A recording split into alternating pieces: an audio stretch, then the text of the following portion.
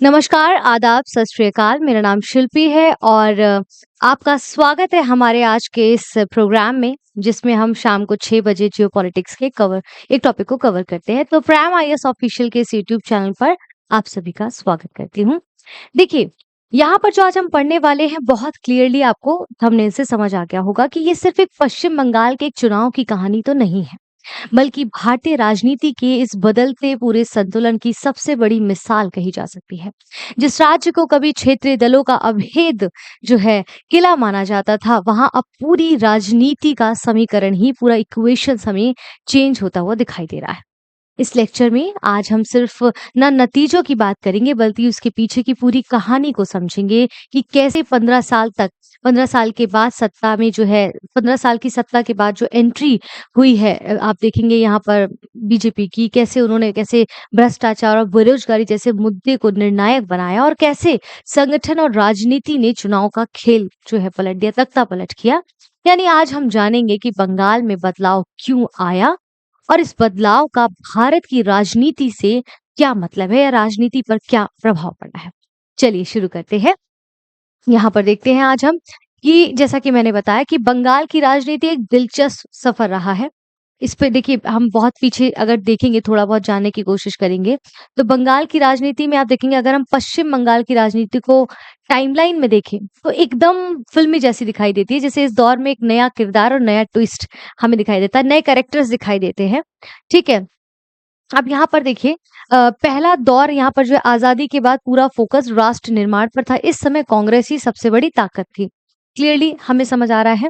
इसके बाद यहाँ पर हम देखेंगे कि दूसरे दौर में यहाँ पर काफी स्थिर दिखाई दी गई 1947 से 67 के बीच में। 67 से 77 के बीच में आप देखेंगे यहाँ पर कहानी में एक ट्विस्ट आता है। ट्विस्ट क्या है कि अलग अलग गठबंधन सरकार यहाँ पर आपको दिखाई देने लगती है।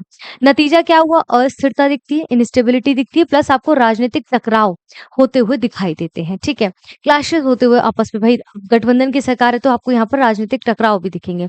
तीसरा दौर जब हमारा आता है 1977 से 2011 के बीच में, आप देखेंगे जिसमें हम देखेंगे लेफ्ट फ्रंट का दौर, इसको अगर हम कहें, अब एंट्री होती है लेफ्ट फ्रंट की। लंबी पारी खेलने वाला जो खिलाड़ी है, इसमें आप देखेंगे कि इस समय में क्या हुआ। एक्चुअली 1977 में लेफ्ट फ्रंट की यहाँ पर सरकार आती है। फिर ये सरकार बहुत लंबे समय तक रहती है, करीब 34 ईयर्स तक रहती है। मतलब लोगों ने बार बार इन्हीं को चुनाया। अगर आप समय काल देखेंगे, इसका सबसे बड़ा काम क्या था, ये क्यों इतना समय तक जीतती रही?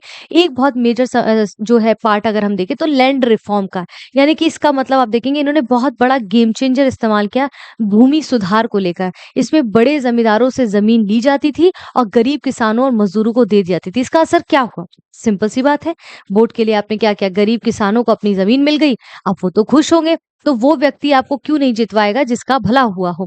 तो इस तरीके से बार-बार ऐसा सिर्फ एक रीज़न नहीं है, लेकिन ऐसा कहावत है, कहा गया, ये देखा गया, तो गाँव में मजबूत पकड़ बन गई और लगभग 34 साल तक सत्ता पर काबिज़ रहे। ये हमने देखा, क्या हिस्टोरिकल पूरी चीज़ें यहाँ पर रही हैं, राइट? अब हम आगे बढ़ते हैं। चौथा दौर अगर हम देखें, यहाँ से नया लीडरशिप उभरती है, वो है ममता बनर्जी, जिनको 2026 तक काबिज़ हमने लगभग 11-12 वर्षों तक जो है देखा है। अब यहाँ पर उनकी पार्टी टीएमसी, हम देखते हैं तृणमूल कांग्रेस, इन्होंने सत्ता संभाली और फोकस इनका क्या रहा? अब हर व्यक्ति का, हर पार्टी का एक एजेंडा होता है। भाई जो अभी काबिज हुई है जो पार्टी एट प्रेजेंट, उनका भी एक एजेंडा होगा। भाई हम किसी से कैसे वादे करेंगे, किस प्रकार की चीजें कहेंगे जो उनके पास लैक होगी। उनको लगेगा कि जैसे मान लीजिए मेरे पास फॉर एग्जाम्पल ये पेन नहीं है, तो जब कोई, एक उदाहरण के तौर पर, जब कोई वोट लेने आएगा तो वो मुझे इसी चीज से लुभाएगा ना कि मैं आपको ये चीज दे सकता हूँ, दे सकती हूँ, आप हमें वोट दो, काइंड ऑफ। ठीक है, तो फोकस इनका क्या रहा? कल्याणकारी योजना और पहचान की राजनीति।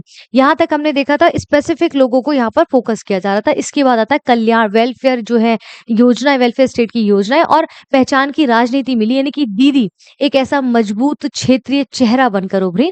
और फिर बीजेपी का उभार, यानी कि जीरो से हीरो बनने वाली कहानी में अगर हम आगे बढ़े, थोड़ा थोड़ा यहाँ पर गेम आपको फिर से ट्विस्ट आता हुआ दिखाई देगा एक लंबे समय बाद। अब क्या होता है, 2014 से पहले बीजेपी का बंगाल में नाम बहुत ही मुश्किल से दिखाई देता था यहाँ पर। ठीक है, तो अब यहाँ पर बहुत ही मुश्किल से आपको ये नाम जो है दिखाई देता था। अब इसमें क्या हुआ, 2019 में लोकसभा चुनाव हुआ जिसमें 42 में से 18 सीटें जीतकर बीजेपी ने बड़ा धमाका किया। यानी कि अब धीरे धीरे इनडायरेक्टली एंट्री होना शुरू दिखाई देती है।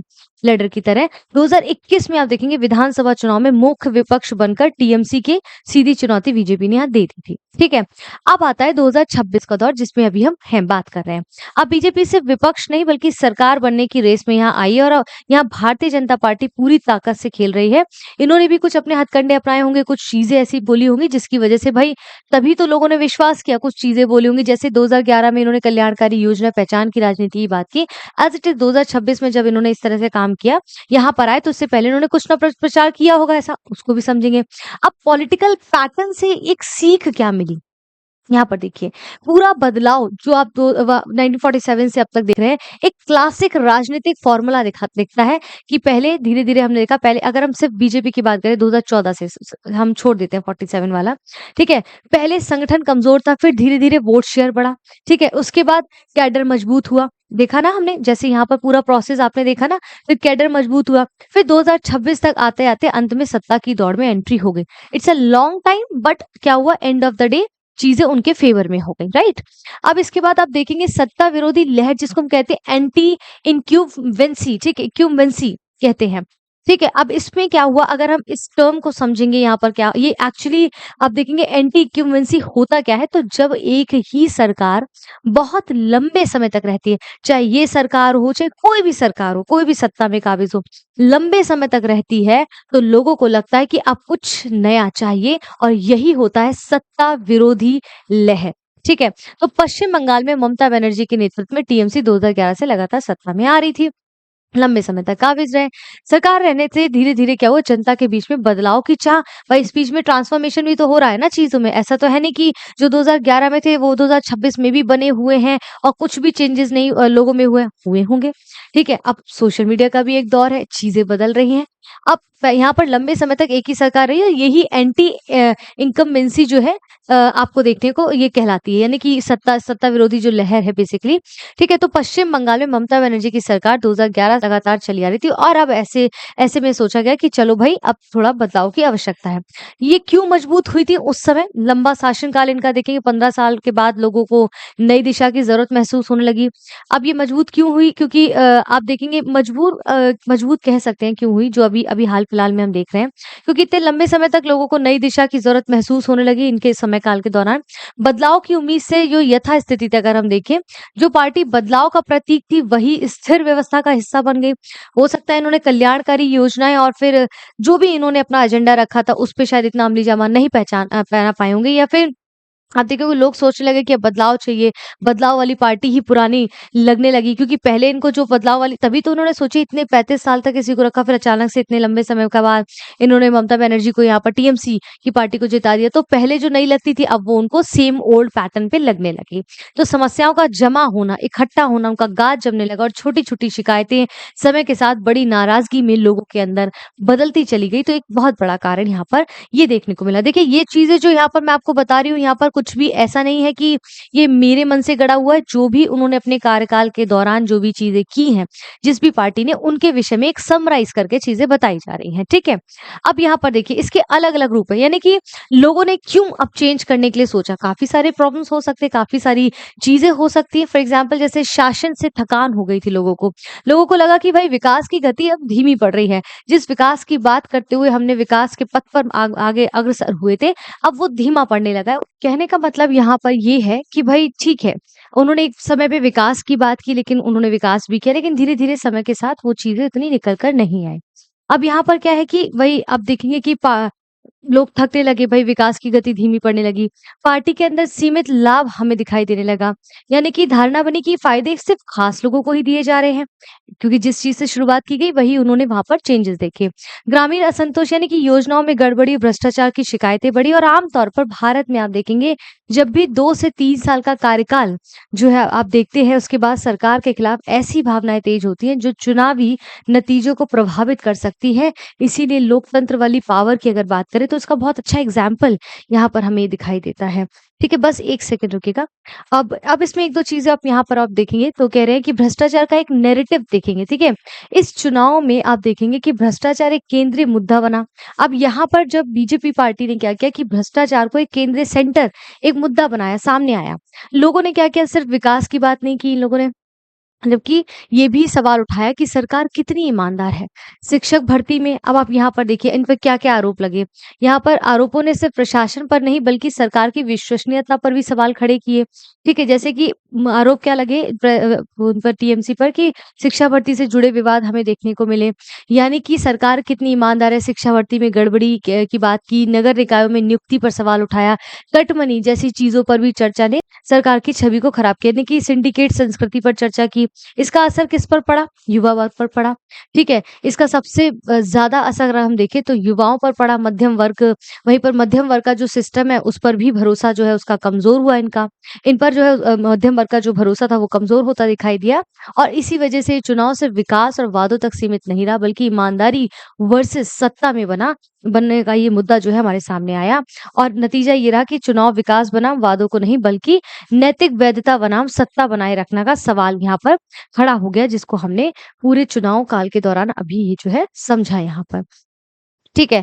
अब इसके बाद हम यहाँ आगे बढ़ते हैं और देखते हैं और क्या-क्या पॉइंट्स हैं जिसको हमें पढ़ना चाहिए। जैसे युवा नाराज़गी और रोज़गार संकट, वही टीएमसी के दौरान पे क्या था यहाँ पर? इस चुनाव में एक तरह की रणनीति जो है हम देखेंगे कि देखने को मिलती है जैसे कि यहाँ पर राज्य में रोज़गार से जुड़ी जो चुनौतियाँ हैं, वो भी चुनावी माहौल को प्रभावित करने वाली बड़ी वजह बनती चली गई। मुख्य समस्याएँ क्या देखने को मिली? उद्योगों में धीमी रफ्तार देखने को मिली। भाई जहाँ पर आप कल्याणकारी योजना इत्यादि की बात करें, वहाँ पर विकास के लिए आप उद्योगों में ही रफ्तार धीमी दिखती है। पढ़े-लिखे जो युवा हैं उनके लिए अवसर की कमी थी। अब कोई स्किल्ड व्यक्ति अगर बेरोज़गार बैठा है तो उसके मन में रोष तो आएगा ही थोड़ा-सा। सरकारी भर्तियों में भी जो है देरी हमें यहाँ पर दिखाई दी और विवाद पैदा हुआ। युवाओं की प्रतिक्रिया अगर हम देखें तो जगह-जगह उन्होंने प्रदर्शन किया, असंतोष उनके मन में आया और जो है पारंपरिक जो राजनीति से हटकर इन्होंने बेहतर भविष्य के बेसिस पर वोटिंग की एस्पिरेशनल जो है यहाँ पर वोटिंग हमें दिखाई दी। इस पूरे वोटिंग टाइम पर यहाँ पर आप देखेंगे जो भी टीएमसी और बीजेपी के जो हमने देखा कि पूरा ये समय काल रहा है और जो रिजल्ट निकल कर आया उसको उसकी बात कर रही हूँ। ठीक है। हम यहाँ पर विपक्ष और विकल्प का एजेंडा देखेंगे तो विपक्ष और विकल्प जो भी यहाँ पर रहा है उन्होंने कहा कि औद्योगिक कॉरिडोर बनाने की देखिए अब यहाँ पर जिस प्रकार की समस्याएं चल रही थी ड्यूरिंग द इस पार्टी में टीएमसी के दौरान तो उन्होंने क्या किया अब जो नई पार्टी आई यानी कि जो पार्टी नई पार्टी क्या बोले मतलब जो बीजेपी आई उन्होंने कहा कि भाई इन इन चीजों पर हम काम करने का वादा करते हैं जैसे कि औद्योगिक कॉरिडोर बनाने की बात निवेश बढ़ाने के बाद अब युवा तो भटक ही रहे थे तो रोजगार सृजन पर जो खास बात यह हुआ कि पहली बार वोट देने वाले युवाओं का रुझान निर्णायक फैक्टर बनता दिखा यहाँ पर हमें। ठीक है। अब इसके बाद संगठनात्मक ताकत अगर हम देखें तो इस चुनाव में बीजेपी की सबसे बड़ी ताकत क्या थी? उसकी ज़मीनी स्तर पर मजबूत चुनावी मशीनरी रही। ठीक है, जिस तरह से हमने देखा उनके कार्यकर्ता किन-किन चीज़ों पे फ़ोकस कर रहे थे, किन चीज़ों के बारे में बात कर रहे थे। तो पार्टी ने सिर्फ बड़े मुद्दों पर नहीं कि हम ये कर देंगे, हम ऐसी योजना ये वो, बहुत बेसिक लेवल पर बात की जिसकी डिमांड थी। तो जो डिमांड थी वो उन्होंने सप्लाई करना शुरू किया, बल्कि हर छोटे स्तर पर सटीक मैनेजमेंट किया। कैसे काम किया ये सिस्टम अगर हम देखें तो पन्ना प्रमुख मॉडल यानी कि हर वोटर लिस्ट पेज के लिए जिम्मेदार कार्यकर्ता को वहां पर रखा, बूथ लेवल स्ट्रक्चर हर बूथ पर सक्रिय टीम को एक्टिव रखा, डेटा ड्रिवन प्लानिंग में वोटर जो है प्रोफाइल के हिसाब से रणनीति तय की और नतीजा ये हुआ कि जहां पर टीएमसी का एक दबदबा था, पारंपरिक ग्राउंड नेटवर्क मजबूत जब माना जाता था, वहीं पर बीजेपी ने अपनी पकड़ बना ली और वो जो है रिजल्ट हमारे सामने आया और मुकाबला बहुत बराबरी का जो है कर दिया इन्होंने यहाँ पर। ठीक है। क्षेत्रीय रणनीति के अगर समय में हम देखेंगे यानी कि उनके जो लोकल पॉलिटिक्स है, तो इस चुनाव में एक तरह की देखेंगे रणनीति अपनाने के बजाय अलग-अलग इलाकों के हिसाब से तरीका बदला गया, ठीक जिससे बहुत बड़ा असर पड़ा। जैसे कि उत्तर बंगाल, नॉर्थ नॉर्थ बंगाल में क्या हुआ ये इलाका 2019 के बाद से ही अगर आप देखेंगे उत्तर बंगाल में पहचान, सीमा सुरक्षा, विकास जैसे मुद्दों के कारण आप देखेंगे कि बीजेपी के लिए यहाँ पर मजबूत सीट बैंक बन गया। ठीक है, मजबूत सीट बैंक हो चुकी थी और उसका सीट बेस बन गया बीजेपी का।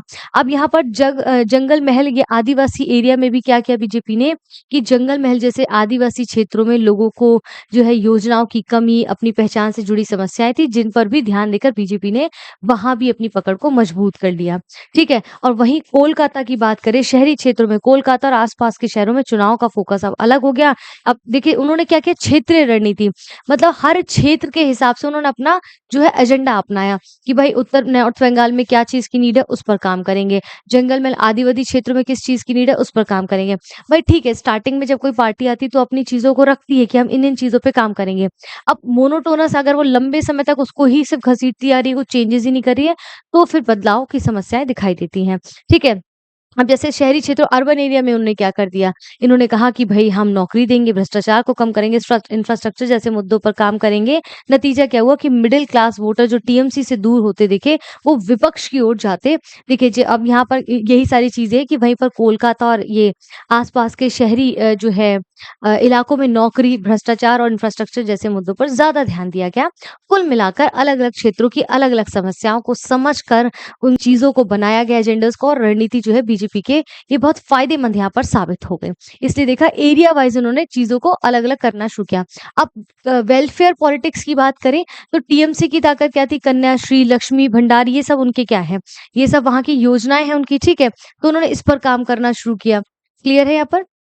ठीक है, अब बीजेपी की रणनीति क्या थी कि योजनाओं का विरोध नहीं किया। इन्होंने ये नहीं कहा कि जो यहाँ पर योजनाएँ इत्यादि है उनका हम विरोध करते हैं, हम अपना कुछ नया लाएँगे, नहीं, ऐसे नहीं किया, ठीक है।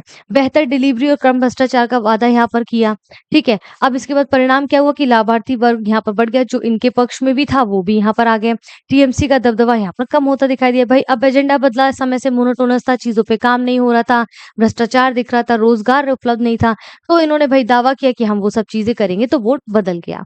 ठीक है, electoral system and voter roll की बात करें तो वोटर लिस्ट बदलाव, बड़े पैमाने पर नाम हटाए गए। पहले देखिए जो बहुत पुराने समय से वोटर लिस्ट में नाम थे उनका नाम हटाया गया, यानी कि क्लीनअप बोला गया इसको कि हम क्लीनअप करेंगे ताकि फर्जी वोटिंग ना हो सके। ठीक है, विपक्ष ने पक्षपात का यहाँ पर आरोप लगाया। इफेक्ट क्या हुआ कि डुप्लीकेट वोटर यहाँ से हट गए जब ये क्लीनअप यहाँ पर शुरू हुआ। प्रवासी जुड़ी एंट्री यहाँ से हटा दी गई, जो एक्स्ट्रा से वोट डलवा दिए जाते थे उस प्रकार के लोगों को हटा दिया गया। टीएमसी का जो ग्राउंड एडवांटेज था इनको लेकर वो वहाँ से कम हो गया। जब वो कम हो गया तो ऑटोमेटिकली दूसरी पार्टी के वोट वहाँ पर बढ़ गए। ठीक है? अब इसका चुनाव का राष्ट्रीयकरण देखिए, अब देखिए ये जो चुनाव हुआ है ना, बहुत समय बाद कोई वहाँ पर नई पार्टी काबिज़ हुई है, एक दूसरी पार्टी काबिज़ हुई है, तो इस बार चुनाव सिर्फ राज्य तक सीमित होता हुआ नहीं दिखाई दे रहा है। मतलब आप देखेंगे बीजेपी ने इसे ऐसे पेश किया जैसे बंगाल का वोट सीधे देश के बड़े एजेंडे से जुड़ता हुआ दिखाई दे रहा है। और कैसे बदला ये नैरेटिव, अगर हम पूरा नैरेटिव देखें तो विकास को इन्होंने सिर्फ ऐसा नहीं लोकल वाइज़ डिवाइड कर दिया या क्षेत्र वाइज़ डिवाइड कर दिया, बल्कि राष्ट्रीय प्रगति से जोड़ा कि भाई आप बाकी देश का ही साथ ही समान हिस्सा हैं, तो आपको भी इतना अधिकार मिले जो बाकी राज्यों को मिल रहा है। ठीक है, सुरक्षा को सीमा और देश की स्थिरता के संदर्भ में उठाया। इन्वेस्टमेंट को जो है पूरे भारत की आर्थिक दिशा से लिंक कर दिया कि यहाँ पर जो भी चीजें इन्वेस्ट होंगी वो सिर्फ ना केवल आपके पक्ष में बल्कि पूरे भारत की तरक्की को, मतलब बेसिकली इन्होंने जो पर्टिकुलर चीजों लोगों ने सत्ता में उनको अलग थलग कर दिया था, वहां पर इन्होंने ये दिखाया कि भाई देखो हम आपके साथ ऐसा नहीं करेंगे, हम वो हर चीज मुहैया कराएंगे जो आपके लिए उचित हो। ज़रूरी नहीं है कि आप सबको पानी के ही चाहिए, किसी को हो सकता है चाय चाहिए, किसी को हो सकता है खीर चाहिए हो। कहने का मतलब ये है कि अलग-अलग समय पर ऐसी चीज़ें हम यहाँ पर इन्होंने दिखाई। क्षेत्रीय राजनीति बेसिकली इन्होंने करने की कोशिश की है, और उसी के बल पे अगर आप देखेंगे तो उनका चुनाव में इनका रिजल्ट इनके पक्ष में है। टीएमसी की रणनीति में खामियां कहती थी कि शुरुआत सबकी अच्छी होती है। वही कहते हैं ना कि बेहतर वही है जो अंत तक टिका है। ठीक है? तो इस चुनाव में पार्टी की कुछ रणनीतिक कमजोरियां सामने आई, जिनका असर सीधे चुनावी प्रदर्शन के दौरान भी दिखा, और कई जगह पर रणनीति तुरंत बैलेंस भी नहीं दिखाई दी। ठीक है? जैसे कहाँ कमियां नहीं, योजनाओं पर जरूरत से ज्यादा जो है इन्होंने भरोसा दिलाया, यानी कि शासन की जो व्यापक छवि बनाने की बजाय फोकस ज्यादातर कल्याणकारी स्कीम तक इन्होंने सीमित रखा। उसमें कुछ संशोधन नहीं किए, उसमें कुछ इम्प्लीमेंटेशन नए नहीं किए, कोई चीज़ बदलाव नहीं किया, और इन्होंने क्या किया कि ज़्यादा से ज़्यादा फोकस रखा कि कल्याणकारी स्कीम जो हम दे रहे हैं, ये कर रहे हैं, वो उतना इम्प्लीमेंटेशन आया नहीं। एक समय के बाद भ्रष्टाचार के आरोपों पर ठोस जवाब का अभाव, जब इनसे कोई सवाल उठे, जनता ने सवाल उठाया तो उस पर कोई ठोस जवाब नहीं दिया भ्रष्टाचार को लेकर, कहीं न कहीं लोगों का भरोसा टूटा। ठीक है, उम्मीदवार चयन में गड़बड़ी, यानी कि कुछ सीटों पर टिकट देने के फैसले से जो स्थानीय स्तर पर लोग थे वो काफ़ी असंतुष्ट थे, वो नहीं चाहते थे कि वहाँ पर वो व्यक्ति को सीट मिले। ठीक है, बूथ स्तर पर रणनीति में पिछड़ना, यानी विपक्ष की मजबूत ज़मीनी तैयारी के सामने पार्टी उतनी प्रभावी प्रतिक्रिया नहीं दे पाई, और हमने बीच में पढ़ा भी था अपने प्राइम आईएएस ऑफिशियल पर किस प्रकार से जो है ईवीएम को लेकर मुद्दा उठा। बहुत सी चीज़ें ऐसी हुई जिसकी वजह से दिखाया गया कि कहीं न कहीं हम जीत सकें। लेकिन एंड ऑफ द डे जनता उसी को चुनती है जो उनके पक्ष में बात करता है, ठीक है? चाहे कोई भी हो वो। अब यहाँ पर कहने का मतलब ये है कि अगर हम इसको एक पॉलिटिकल एंगल की तरह देखकर, बल्कि हम इसको समझें कि इससे हमने क्या सीखा, हमने क्या जाना पर्सनली, प्रोफेशनली, या फिर एग्ज़ाम के पॉइंट ऑफ व्यू से क्या चीज़ इम्पोर्टेंट है उसको आप रखिएगा। ठीक है? इसके पीडीएफ इत्यादि आपको आपके जो भी आपका टेलीग्राम ग्रुप है या फिर व्हाट्सएप ग्रुप है उसको आपको मिल जाता होगा, नहीं मिलता है तो कमेंट कर दीजिएगा। कैसा लगा ये लेक्चर, आपको समझ आया है नहीं, वो भी प्रतिक्रिया अपनी ज़रूर दीजिएगा। और फिलहाल के लिए आज की इस वीडियो में इतना ही, कल मिलते हैं एक और नए टॉपिक के साथ, तब तक के लिए धन्यवाद।